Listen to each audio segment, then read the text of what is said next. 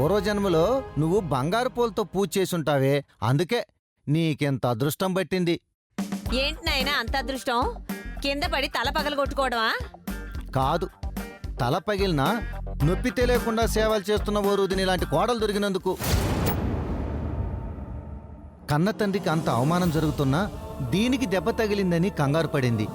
మనమంతా నిద్రపోయినా హాస్పిటల్లో తను మేలుకొని సేవలు చేసింది. అలాంటి కోడలు దొరకటం నిజంగా దీని పూర్వజన్మ సుకృతం. చాలే సంబడం. ఏ కోడలైనా అత్తగారికి ఆ మాత్రం సేవలు చేయదా ఏంటి? ఈ రోజుల్లో ఎవరు చేస్తున్నారు? కన్న కూతుళ్లే పట్టించుకోవటం లేదు. కానీ వరుదిని వజ్రం లాంటి కోడలు, బంగారం లాంటి మనసు. ఆప్తారా? ఇక్కడ నాకు తలనొప్పిగా ఉంది. అదేంటే ఇప్పుడే కదా హాస్పిటల్ నుంచి వచ్చావు? అందుకే మళ్ళీ పంపించద్దని చెప్తున్నాను. నా మానాన్ని నన్ను వదిలేసి కాసేపు బయటికెళ్ళండి. సరే, నీకంత నొప్పిగా ఉంటే నేనేం చేస్తాను? పదవే నానమ్మ, దీనికి ప్రైవసీ కావాలంట. అమ్మమ్మ నువ్వుండు.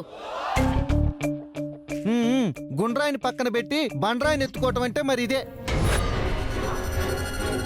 మానాన్ని నన్ను వదిలేసి కాసేపు బయటికెళ్ళండి. సరే, నీకంత నొప్పిగా ఉంటే నేనేం చేస్తాను? పదవే నానమ్మ, దీనికి ప్రైవసీ కావాలంట. అమ్మమ్మ నువ్వుండు.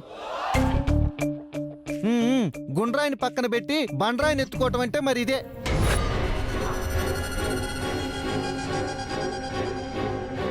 చూసావటే నన్ను బండరాయి అంటున్నాడు.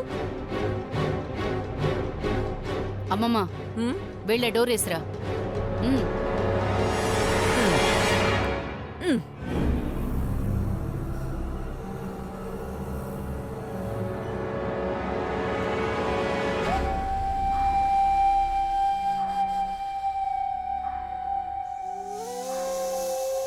ఏంటి ఏదైనా సీక్రెట్ చెప్పాలా? ప్లాన్ చెప్పాలమ్మమ్మ. మళ్ళీ ప్లానా? అమ్మో, నా వల్ల కాదే. నిన్ను ప్లాన్లో పెట్టడం నా వల్ల కూడా కాదు. నేను చెప్పేది విను చాలు.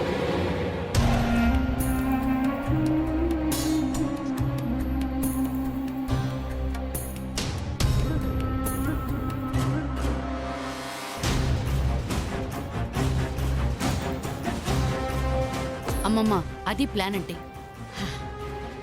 చాలా బాగుంది. ఈ దెబ్బతో అది బిత్తరపోయి చిత్తైపోవడం ఖాయం. చిత్తు కాదమ్మమ్మా, చితి మంటల్లో కాలి బూడిద కావాలి. ఆ బూడిదను నా నుదుట విభూదిగా రాసుకోవాలి. అప్పుడే నాకు మనశ్శాంతి. నాకు కూడా అప్పుడే విశ్రాంతి. ఈ రోజుతో మనిద్దరి ఆశలు నెరవేరతాయి. ఆ వరుదిని ఆయువు గాల్లో కలిసిపోతుంది. అమ్మా, అలాంటి వాళ్ళది నిజమైన ప్రేమ కాదు, అది వ్యామోహం. ఎగ్జాక్ట్లీ చిన్నత్త. నిజంగా ప్రేమించుకున్న వాళ్ళు అలా చేయరు. ఎంత మనసు విరిగిపోతే కన్న కూతుర్ని పట్టుకొని మా దృష్టిలో చచ్చిపోయా ఉంటుందా తల్లి? అది సరే అమ్మా, తన కూతురుతో తన మాట అనేటప్పుడు ఆమె మాటల్లో వ్యథ, కళ్ళల్లో బాధ గమనించావమ్మా? పెద్దబాబుకు బర్త్డే విషెస్ చెప్పు కూడా వెళ్ళాం కదా. ఊరికే ఎలా కాలిపోతుంది? మంట పెడితేనో పడితేనో తగలబడుతుంది.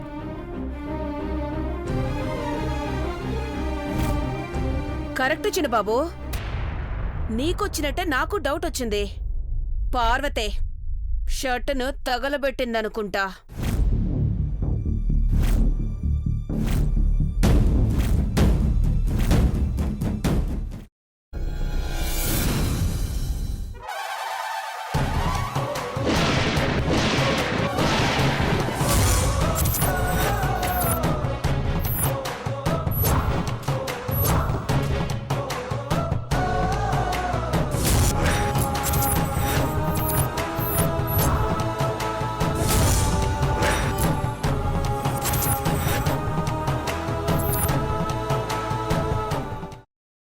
తర్వాత పొట్టు తీసేసి చాప్ చేసి పక్కన పెట్టుకోవాలి.